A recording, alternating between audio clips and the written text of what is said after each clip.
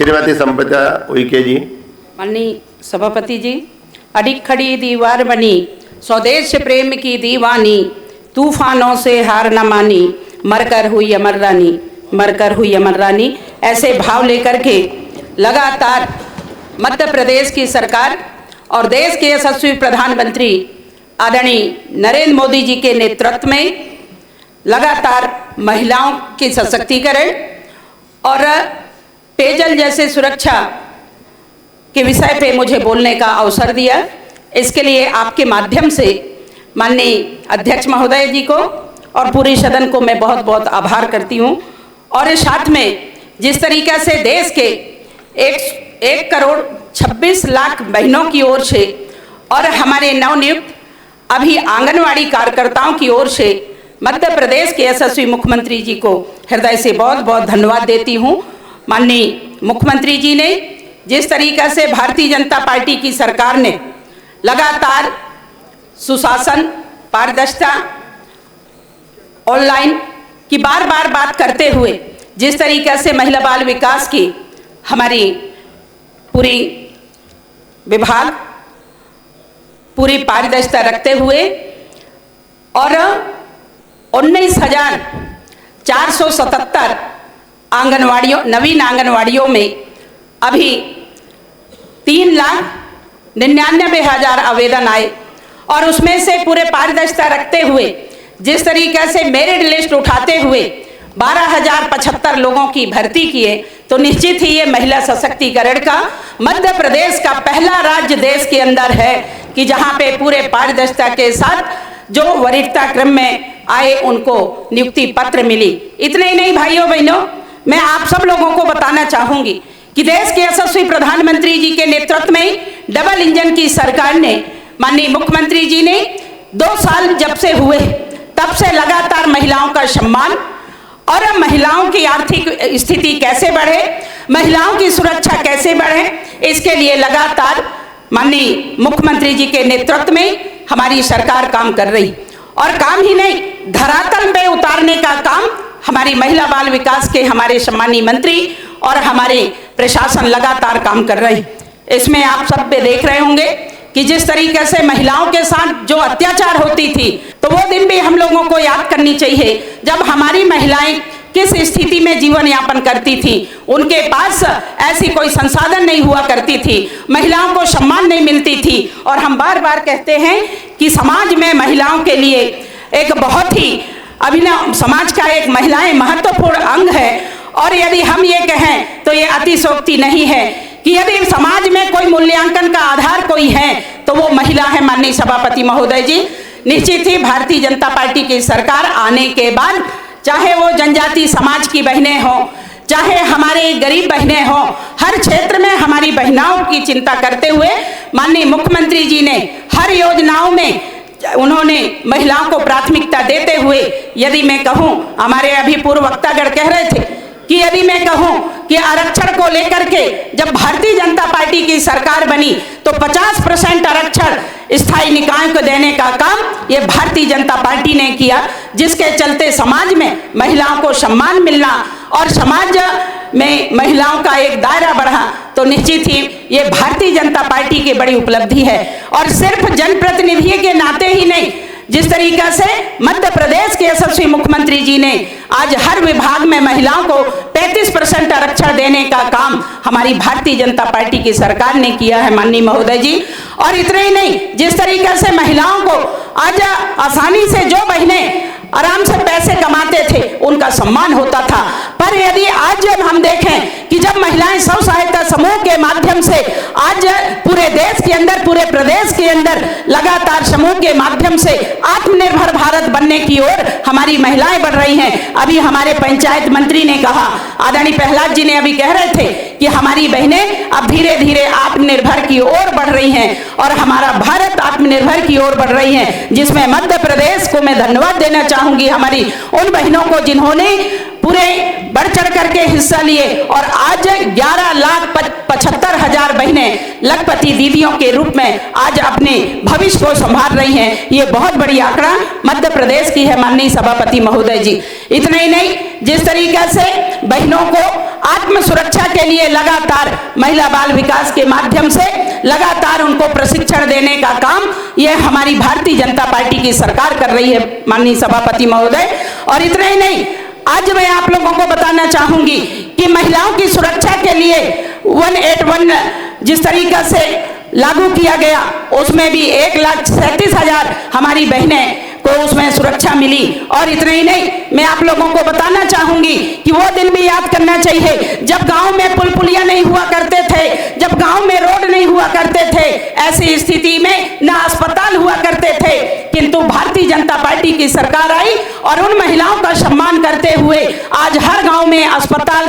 खुल गए। और अस्पताल ही नहीं, अच्छी रोड बन गए, अच्छी पुलिया बन गए, और जिसके चलते 108 डायल करें, तत्काल जननी एक्सप्रेस आती है और बेटी को, गर्भवती महिलाओं को ले जा करके और प्रसव कराने का काम कराती है, और चच्चा और बच्चा दोनों स्वस्थ होते हैं और अपने घर को जाते हैं। माननीय सभापति महोदय जी, मैं उस क्षेत्र से आती हूं जहां जनजाति समाज की लगातार हमारे सभी उस पक्ष के इस पक्ष के भाई बहनें बात करते हैं। जिस तरीका से जनजाति समाज की बहनों को, जिस तरीका से हमारी बहनें गर्भवती होती थी, जब वो प्रसव पीड़ा में रहती थी, तो उस समय में जब प्रसव के बाद उनको कोई पोषण आहार नहीं मिलती थी, हमारी बहनें दूसरे दिन कपड़े बांध करके और वो बड़ी मजदूरी करने जाती थी। किंतु मैं मध्य प्रदेश की सरकार को, देश के यशस्वी प्रधानमंत्री जी के नेतृत्व में माननीय मुख्यमंत्री जी ने आज उन बहनों की चिंता करते हुए 1,000 रुपया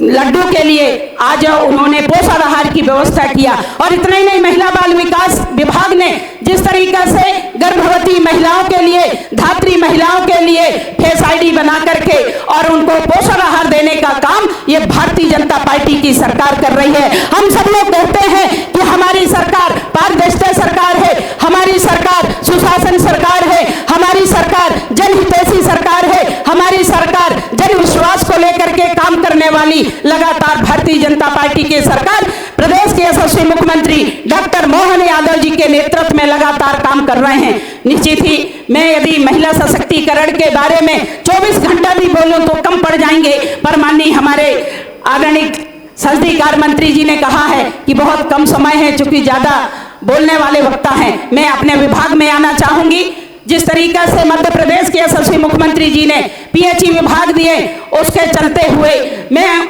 हमारे सभी सदन के भाई बहनों को बताना चाहूंगी कि वो दिन भी आप सब लोगों ने देखा है कि जहां पे हमारे जनजाति समाज तालाब झिरिया पानी में पानी पीते थे और वो झिरना से पानी पीते थे, जिसके कारण से अस्वस्थ रहने के कारण जो हमारे भैया बहने साल भर कमाते थे, महीना भर कमाते थे, जो पैसा पूरे डॉक्टर को लग जाते थे। और इस बात को ध्यान में रखते हुए माननीय देश के यशस्वी प्रधानमंत्री जी ने निर्णय लिया कि हमारे भाई बहनों को, हमारे उन जनजाति भाई बहनों को, उन वनवासी भाई बहनों को, उन जंगल पहाड़ में रहने वाले भाई बहनों को शुद्ध पेयजल मिले और वो स्वस्थ रहें। इसके लिए हमारी बहनों के लिए विशेष करके उनको समय मिले ताकि अपना स्वास्थ्य की चिंता कर सकें, हमारी बेटियों की चिंता कर सकें। इस बात को लेकर के 2019 में माननीय प्रधानमंत्री जी ने लाल किले से घोषणा किया और उसको मध्य प्रदेश के धरती में 2020 में उतारने का काम किया। और उसके चलते हमने सिंगल विलेज स्कीम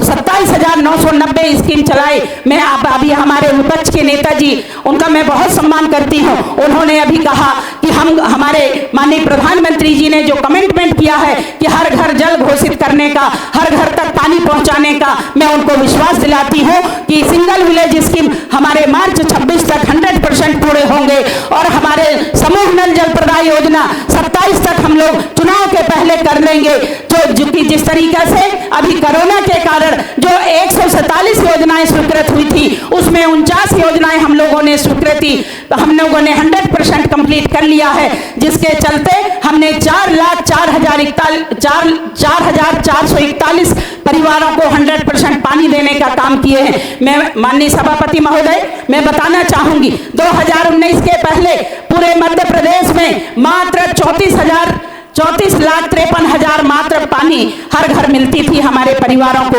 किंतु आज की स्थिति में 81 लाख परिवारों को आज हर घर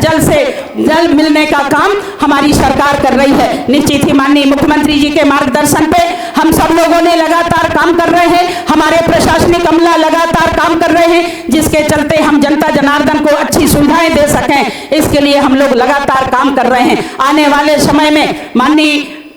माननीय 2 साल के इस पीरियड में जिस तरीके से माननीय मुख्यमंत्री जी के मार्गदर्शन पे हम लोगों ने उज्जैन संभाग के पूरे 7 जिलों को हम लोगों ने पूरा 100% कर लिया है। बहुत जल्दी उसमें हम लोगों ने लोकार्पण करेंगे। इसके पहले बुरहानपुर, इसके पहले निवाड़ी, ऐसे हम लोगों ने जो हमारे 10 जिले 100% हो गए हैं माननीय सभापति महोदय। और नेक्स्ट में हम लोगों का लक्ष्य है कि पूरे 10 संभागों को हमारे, चाहे उस तरफ के सदस्य हो चाहे इस तरफ के सदस्य हो, सभी जनप्रतिनिधि के सम्मान करते हुए हम लोगों ने पूरे संभाग को 100% करने का पूरा लक्ष्य हम लोगों ने रखा है। और बहुत जल्दी हम लोगों ने पंचायत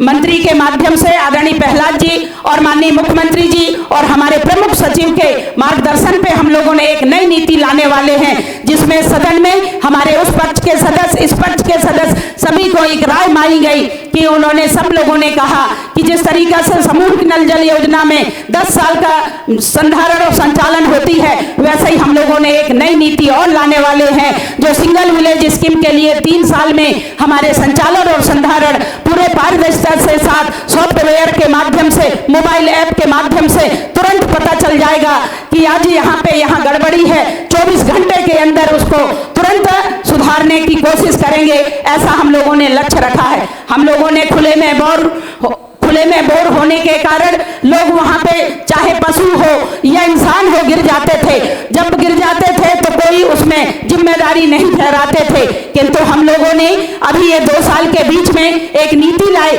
जिसमें हम लोगों ने खुले में बोर, यदि चाहे वो कृषि विभाग का हो या पंचायत विभाग का हो या व्यक्तिगत किसी का बोर हो, यदि किसी के व्यक्तिगत बोर भी है और यदि वो खुला है और वहां पे जान हानि का यदि किसी प्रकार के नुकसान होती है तो उनकी जिम्मेदारी होगी। ऐसे हम लोगों ने अधिनियम भी लाया है। निश्चित ही आपके माध्यम से आज मुझे बोलने का अवसर दिया, इसके लिए बहुत बहुत धन्यवाद। और बाकी मैं पटल में आपको रख दूंगी, ऐसा मैं आप सबसे निवेदन करती हूँ। धन्यवाद। सभापति जी, बहुत ही शानदार। मेरा ख्याल है कि ये पहली मंत्री हैं जिन्होंने बिना कागज देखे पूरा भाषण दिया। मेरे सरीका आदमी भी एक कागज, बाकी मंत्री खराब है, एक कागज मिस हो गया मेरे से, तो उसमें भगवत राव मंडलोई जी जो द्वितीय मुख्यमंत्री थे उनका जिक्र करना भूल गया। वो मैंने इसलिए करना चाहता हूँ अध्यक्ष महोदय कि वो निमाड़ के थे और उनके पोते हमारे यहाँ नीरज मंडलोई जी आज बहुत अच्छे ब्राइट अधिकारी भी हैं यहाँ पर। मैं उनका भूल गया था। और वो पद्म भूषण थे अध्यक्ष महोदय, और बहुत संविधान सभा के बाबा साहब के साथ सदस्य भी रहे थे भगवत राव मंडलोई जी अध्यक्ष महोदय। तो मैं देख के नहीं बोल पाया और बिना देखे हमारी देवनी इतना अच्छा बोला। चाहता हूँ सदन, और जिस वर्ग से आती है वो आदिवासी वर्ग से आती है अध्यक्ष महोदय, और इतना धारा प्रभाव बोला है जितनी प्रशंसा की जाए काम है अध्यक्ष महोदय, सभापति महोदय। बहुत बहुत धन्यवाद, साथ बधाई जी आपको। बहुत शानदार बोला आपने, बिल्कुल बेबाक।